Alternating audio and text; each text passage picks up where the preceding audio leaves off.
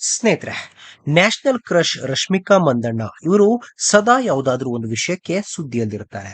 ಇತ್ತೀಚೆಗೆ ನಟಿ ರಶ್ಮಿಕಾ ತಾಯಿ ಸುಮನ್ ಅವರದ್ದು ಎನ್ನಲಾದ ಹಳೆ ಆಡಿಯೋ ಕ್ಲಿಪ್ ಒಂದು ಭಾರಿ ವೈರಲ್ ಆಗಿದ್ದು ದೊಡ್ಡ ವಿವಾದವನ್ನೇ ಸೃಷ್ಟಿಸಿದೆ. ಈ ಬೆನ್ನಲ್ಲೇ ಎಚ್ಚೆತ್ತ ರಶ್ಮಿಕಾ ಕೊನೆಗೂ ಮೌನ ಮುರಿದಿದ್ದು ಕಳೆದ 8 ವರ್ಷಗಳಿಂದ ತಾವು ಅನುಭವಿಸುತ್ತಿರುವ ಕಿರುಕುಳದ ಬಗ್ಗೆ ಇನ್ಸ್ಟಾಗ್ರಾಂನಲ್ಲಿ ಪೋಸ್ಟ್ ಹಾಕಿದ್ದಾರೆ.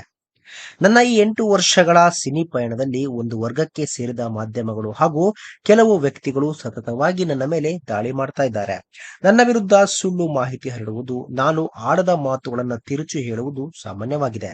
ಕೇವಲ ವ್ಯೂಸ್ ಮತ್ತು ಎಂಗೇಜ್ಮೆಂಟ್ಗಾಗಿ ದ್ವೇಷ ಹರಡುತ್ತಿರುವುದು ನನಗೆ ತೀವ್ರ ನೋವುಂಟು ಮಾಡಿದೆ ಎಂದು ರಶ್ಮಿಕಾ ಬೇಸರ ವ್ಯಕ್ತಪಡಿಸಿದ್ದಾರೆ.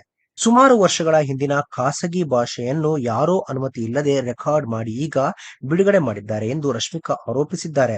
ಅದು 8 ವರ್ಷಗಳ ಹಿಂದಿನ ಮಾತು. ಅದರ ಒಂದು ಸಣ್ಣ ಭಾಗವನ್ನು ತೆಗೆದುಕೊಂಡು ಸಂದರ್ಭಕ್ಕೆ ತಕ್ಕಂತೆ ಬಳಸದೆ ವಿವಾದ ಸೃಷ್ಟಿಸಿದೆ. ನನ್ನ ವೈಯಕ್ತಿಕ ಜೀವನದ ಇತ್ತೀಚಿನ ಬೆಳವಣಿಗೆಗಳ ಸಮಯದಲ್ಲೇ ಇದನ್ನು ಹರಿಬಿಟ್ಟಿರುವುದು ದುರದೃಷ್ಟಕರ ಎಂದು ಸ್ಪಷ್ಟನೆ ನೀಡಿದ್ದಾರೆ. ತನ್ನ ವೈಯಕ್ತಿಕ ವಿಚಾರಕ್ಕೆ ಕುಟುಂಬವನ್ನು ಎಳೆದು ತಂದಿರುವುದು ರಶ್ಮಿಕಾ ತೀವ್ರ ಆಕ್ರೋಶ ವ್ಯಕ್ತಪಡಿಸಿದ್ದಾರೆ. ಜನರು ಎಷ್ಟು ಕೆಳಮಟ್ಟಕ್ಕೆ ಇಳಿಯಬಲ್ಲರು? ಈ ವಿಷಯಕ್ಕೆ ಸಂಬಂಧವೇ ಇಲ್ಲದ ನನ್ನ ಕುಟುಂಬದವರನ್ನ ಮುಜುಗರಕ್ಕೆ ದೂಡಲಾಗಿದೆ. ಇದು ಗೌಪ್ಯತೆಯ ಗಂಭೀರ ಉಲ್ಲಂಘನೆ ಮತ್ತು ಮಾನಹಾನಿಕಾರಕ ಕೃತ್ಯ ಎಂದು ಕಿಡಿಕಾರಿದ್ದಾರೆ. ಸಿನಿಮಾ ರಂಗದಲ್ಲಿ ಬೆಳೆಯುತ್ತಿರುವಾಗ ದ್ವೇಷ ಸೃಷ್ಟಿಸುವವರಿಗೆ ರಶ್ಮಿಕಾ ನೇರ ಎಚ್ಚರಿಕೆ ನೀಡಿದ್ದಾರೆ. ಕಳೆದ 8 ವರ್ಷಗಳಿಂದ ನನ್ನ ಮೇಲೆ ದಾಳಿಯಾದಾಗ ನಾನು ಸುಮ್ಮನಿದ್ದೆ. ಆದರೆ ಈಗ ಬೇರೆಯವರನ್ನ ಈ ವಿವಾದಕ್ಕೆ ಎಳೆದು ತಂದಾಗ ನಾನು ಸುಮ್ಮನಿರಲು ಸಾಧ್ಯವಿಲ್ಲ. ನನ್ನ ಜೀವನ ಹೇಗಿರಬೇಕು ಎಂದು ನಿರ್ಧರಿಸಲು ಈ ಜನರಿಗೆ ಯಾವುದೇ ಹಕ್ಕಿಲ್ಲ.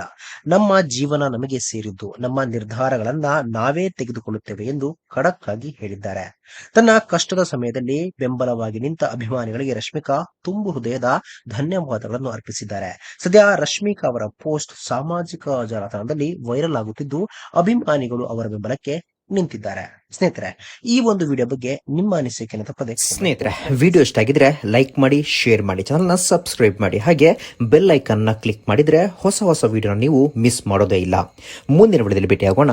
ಧನ್ಯವಾದಗಳು.